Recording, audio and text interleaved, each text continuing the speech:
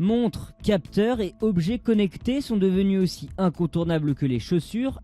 Cette année, près de 90% des participants feront la course équipés.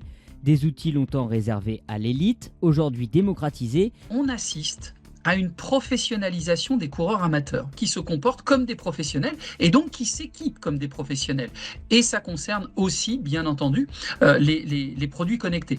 Fréquence cardiaque, sommeil, allure, dénivelé ou encore récupération.